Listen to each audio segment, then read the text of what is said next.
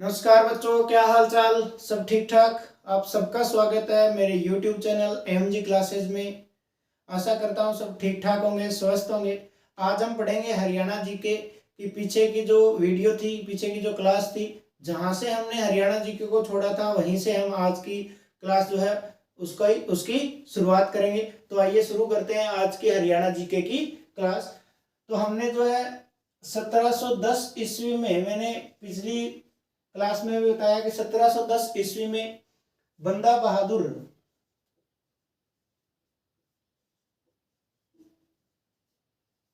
या बंदा बैरागी जो है,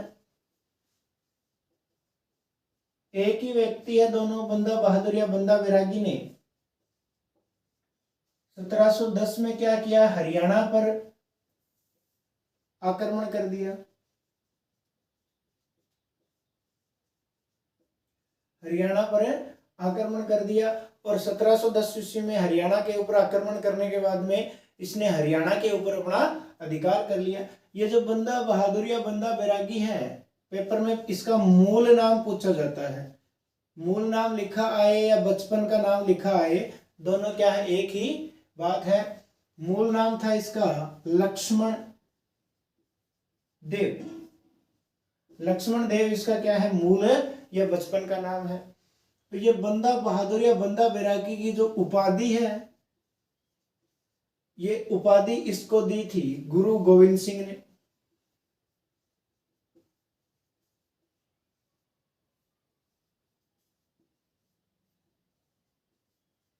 गुरु गोविंद सिंह ने इसको क्या है, बंदा बहादुर या बंदा बैरागी की उपाधि से नवाजा था। ये हरियाणा के ऊपर जब ये अधिकार कर लेता है तो अपनी हरियाणा के अंदर, हरियाणा में अपनी राजधानी भी बनाता है। हरियाणा में अपनी राजधानी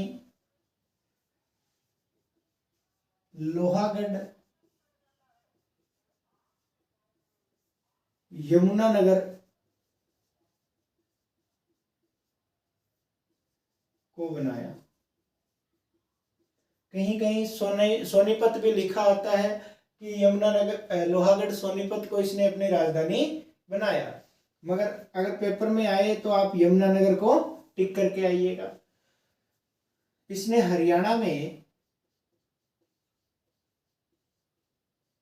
एक किला बनवाया। एचआर का मतलब हरियाणा, एचआर में एक किला बनवाया और उस किले का नाम है लोहागढ़ का किला।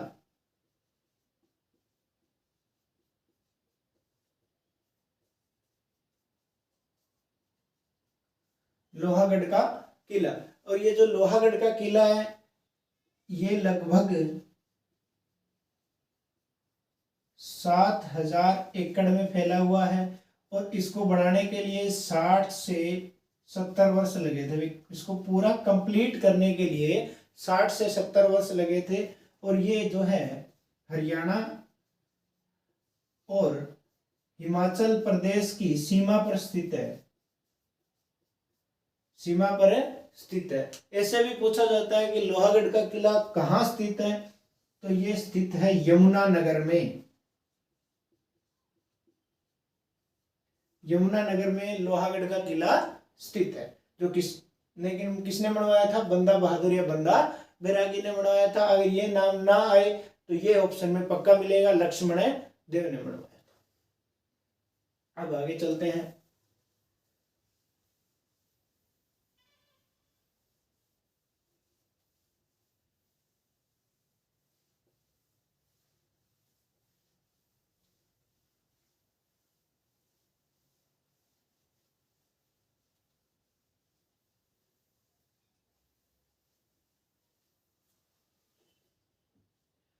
बात आती है 1739 ईस्वी की।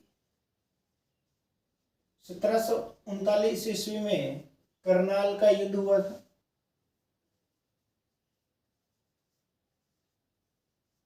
करनाल का युद्ध हुआ था 1739 ईस्वी में। किसके बीच हुआ, तो ये हुआ था, एक तरफ था मोहम्मद शाह रंगीला,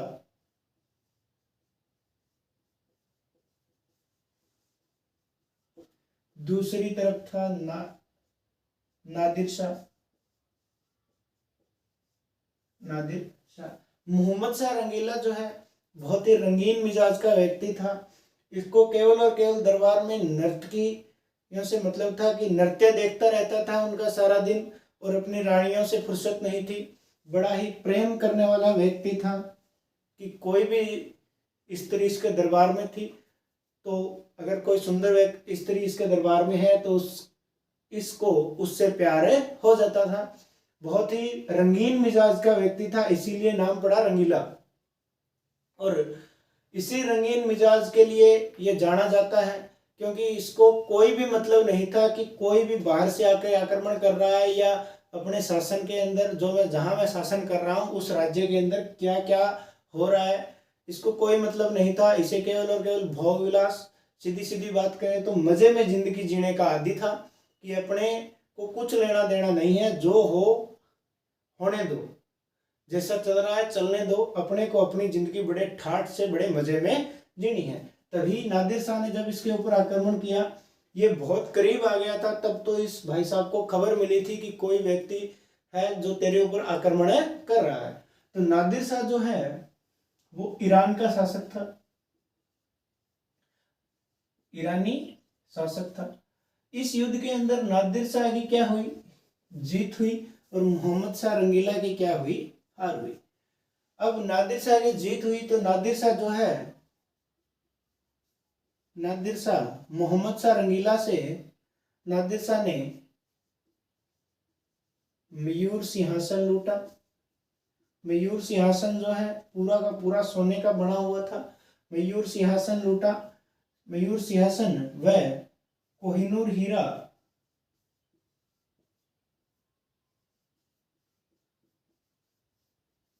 लूटकर अपने साथ ईरान ले गया। मयूर सिंहासन ले गया और कोहिनूर हीरा ले गया। कौन? नादिर शाह। कहाँ का शासक था? ईरान का शासक था। मैंने यहाँ पे ईरानी शासक लिख दिया तो बात एक ही है, ईरानी शासक था। किसके साथ युद्ध हुआ? मोहम्मद शाह रंगीला के साथ। कब हुआ? 1739 ईस्वी में हुआ। उसमें मोहम्मद शाह रंगीला हार गया। नादिर शाह मयूर सिंहासन जो पूरे का पूरा जो है सोने का बना हुआ था और कोहिनूर हीरा लूट के ले गया। और जो कोहिनूर हीरा है जिसके पास भी रहा उसको इसने तबाह कर दिया कि उसका पूरा का पूरा वंश ही खत्म हो गया। जिसके पास भी रहा उसके पास क्या है, पूरा का पूरा उसका वंश जो है खत्म होता चला गया।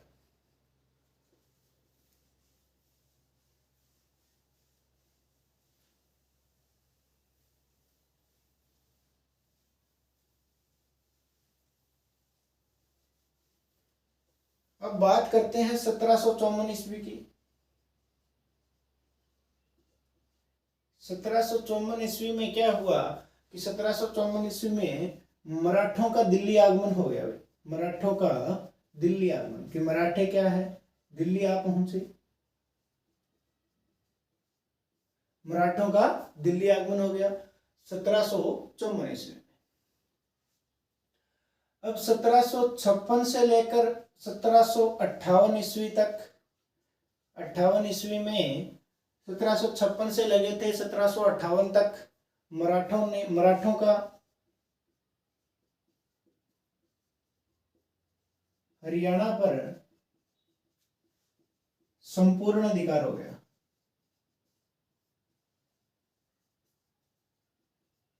संपूर्ण अधिकार हो गया कि जैसे ही हरियाणा के ऊपर मराठों का संपूर्ण अधिकार होता है तो मराठे क्या करते हैं, मराठों ने हरियाणा पर टैक्स या कर लगा दिए। कर लगा दिए कि जैसे ही 56 और 58 के अंदर मराठों का हरियाणा के ऊपर संपूर्ण रूप से पूरे रूप से अधिकार हो जाता है, हरियाणा पर शासन करने लगते हैं मराठे, तो मराठे क्या करते हैं, हरियाणा के अंदर जो भी लोग रह रहे थे उनके ऊपर उन्होंने टैक्स लगा दिया। अब भाई ये बात नहीं है कि कोई भी टैक्स नहीं देता, आज भी हम टैक्स देते हैं, जैसे जीएसटी है तो टैक्स ही, गुड सर्विस टैक्स। मगर अगर आप 100 रुपये कमा रहे हो और उसके अंदर से अब अगर सरकार बोल दे कि 70 रुपये हमें देने पड़ेंगे तो हम विद्रोह करेंगे कि नहीं करेंगे? बिल्कुल करेंगे। कि अगर 100 रुपये कमा रहे हैं, 70 रुपये आपको देंगे तो हमें क्या बचेगा भाई? 30 रुपये में गुजारा ही नहीं होगा। आई बात समझ में? तो मराठों ने बहुत ज्यादा टैक्स लगा दिया, तो हरियाणा के लोग क्या हो गए? नाराज हो गए। अब मराठे ताकतवर थे तो हरियाणा के लोग कुछ कर भी नहीं सकते थे, तो हरियाणा के लोगों ने क्या किया? इंतजार। कि समय सबका बदलता है, ये बात सुनी हुई थी। तो हरियाणा के लोगों ने बोला भाई समय सबका बदलता है, हमारा भी बदलेगा, हम भी क्या करेंगे? इंतजार करेंगे, जब भी मौका आएगा मराठों की छुट्टी कर देंगे। और हुआ भी ऐसा ही।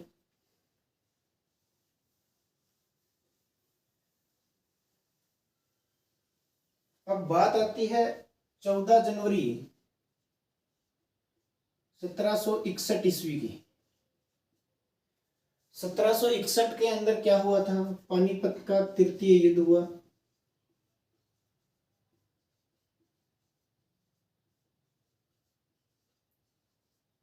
पानीपत का तृतीय युद्ध हुआ, किसके बीच हुआ?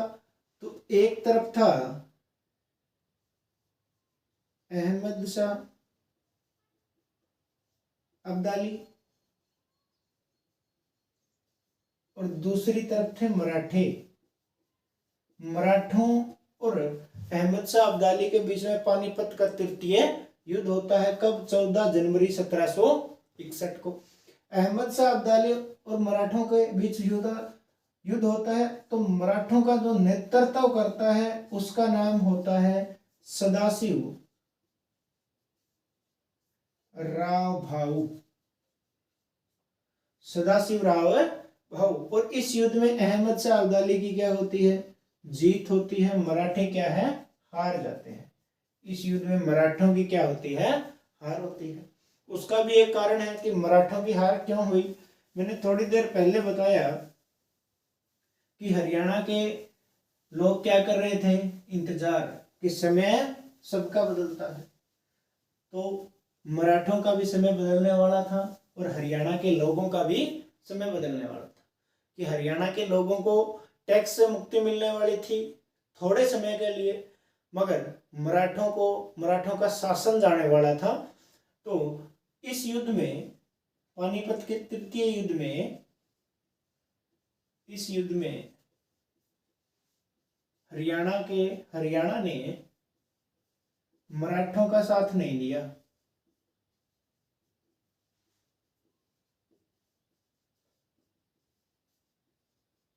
मराठों का साथ नहीं दिया और इसी कारण क्या है? मराठे इस युद्ध में हार गए। अब मराठों का शासन चला गया तो इस बात की दुख तो वो प्रकट करेंगे और गुस्सा भी कि भाई हरियाणा के लोगों ने हमारा साथ नहीं दिया। तो अहमद शाह अब्दाली क्या है? अहमद शाह अब्दाली जो है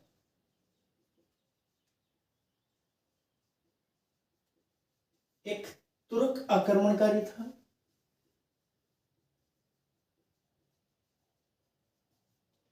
तुर्क आक्रमणकारी था और अफगान का था, अफगान से आया था।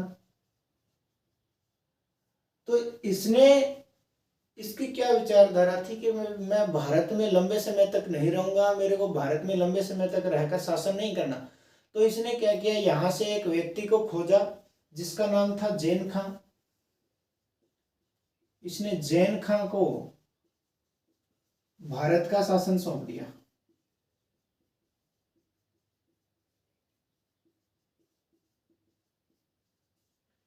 और ये वापिस चला गया। अब बात आती है 1785 और 89 में संघर्ष चल रहे थे लगातार कि मराठों ने पुनः हरियाणा पर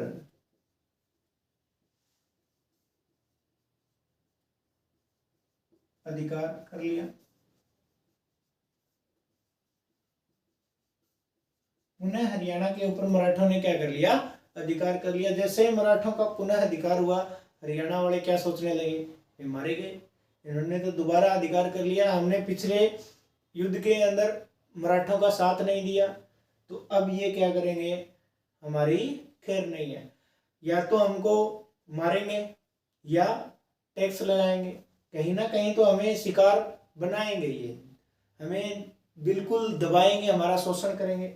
तो ये मराठों ने पुनः जो अधिकार किया, उस समय मराठों का नेतृत्व करने वाला व्यक्ति था महदजी सिंधिया।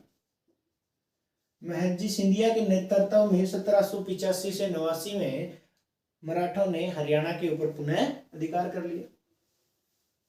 अब जैसे ही अधिकार हुआ तो महदजी सिंधिया पहले ही गुस्सा थे कि भाई अहमद शाह अब्दाली के साथ हुए युद्ध में हरियाणा के लोगों ने हमारा साथ नहीं दिया। तो महदजी सिंधिया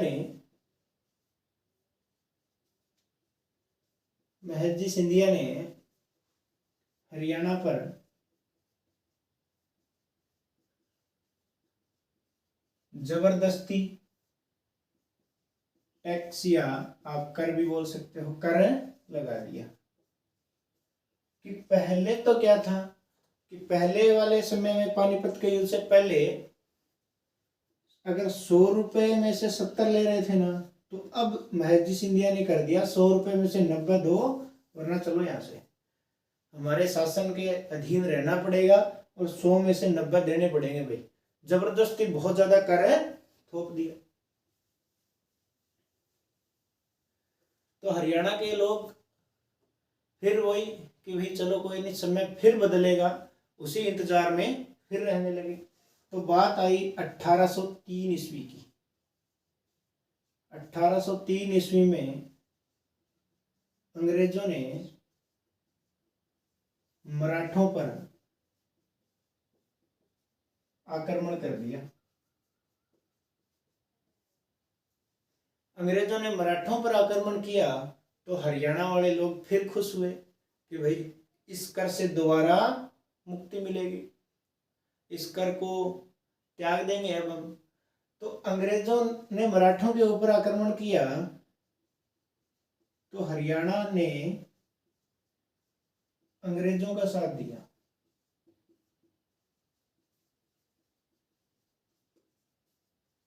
हरियाणा के लोगों ने क्या किया, अंग्रेजों का साथ दिया और मराठों के विपक्ष में लड़े, मराठों के प्रतिद्वंदी बन गए और मराठों से लड़ाई की कि आपने टैक्स लिया है, अब हम सारा का सारा जितना भी पैसा दिया है हमें कोई बात नहीं, कोई गिला शिकवा नहीं है कि जितना दे दिया, अब हम नहीं देंगे और तुम्हें हराएंगे भी। और हुआ भी यही कि इस युद्ध में अंग्रेजों की जीत हुई।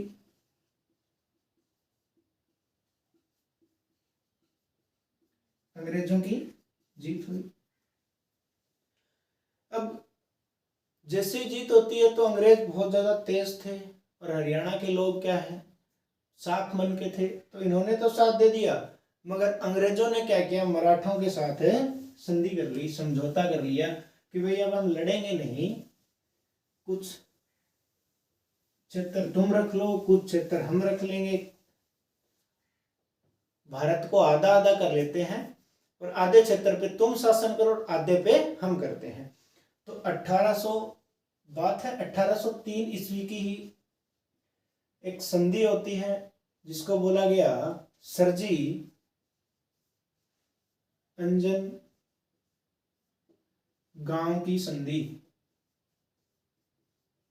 और सीधा सीधा पेपर में पूछता है कि सरजी अंजन गांव की संधि कब हुई, 1803 में हुई, किसके साथ हुई, तो ये हुई अंग्रेजों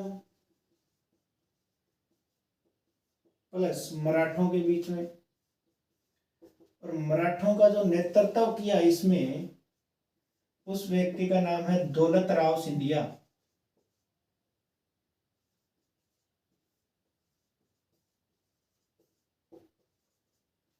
कि मराठों का जो नेतृत्व है वो दौलत राव सिंधिया ने किया।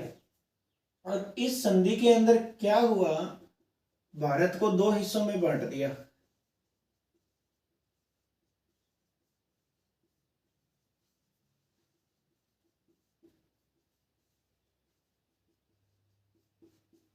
अंग्रेजों और मराठों के बीच में एक समझौता होता है जिसको बोला गया सरजी अंजनगांव की संधि। कब होता है? 1803 में होता है। मराठों का नेतृत्व करता है दौलत राव सिंधिया। और इस संधि के इस समझौते में क्या होता है कि भारत को दो हिस्सों में बांट दिया जाता है। एक हिस्सा होता है उत्तर भारत और दूसरा होता है दक्षिण भारत।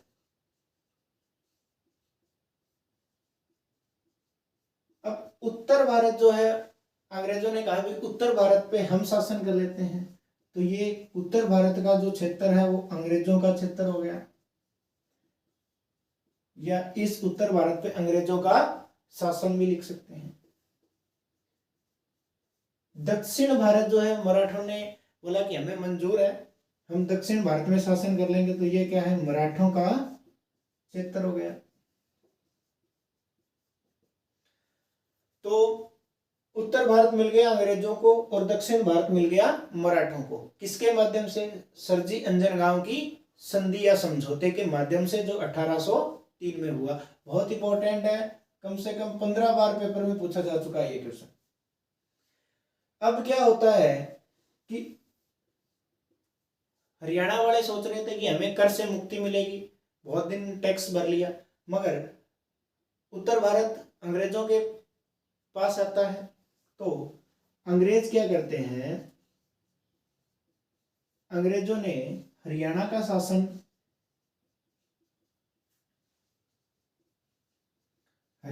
शासन पुनः राजाओं को सौंप दिया।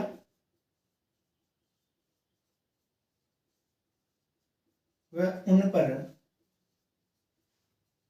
टैक्स लगा दिया। उन पर क्या लगा दिया? टैक्स लगा दिया। अब टैक्स लगा दिया, कर लगा दिया, तो ये तो है नहीं कि राजा अपने खुद के पास से टैक्स देंगे। टैक्स तो जनता से इकट्ठा किया जाएगा और अंग्रेजों को दिया जाएगा। जिस टैक्स के लिए पानीपत के युद्ध में मराठों का साथ नहीं दिया, जिस टैक्स की खातिर अंग्रेजों का साथ दिया, वही टैक्स अंग्रेजों ने दोबारा लगा दिया। तो अब हरियाणा वाले कहाँ जाएं, क्या करें, वो हम पढ़ेंगे आगे कि आगे क्या हुआ क्या नहीं हुआ। आज के लिए इतना ही। आज की कक्षा अगर आपको क्लास आपको पसंद आई है तो वीडियो को लाइक कीजिए, चैनल को सब्सक्राइब कीजिए। आज के लिए इतना ही, धन्यवाद।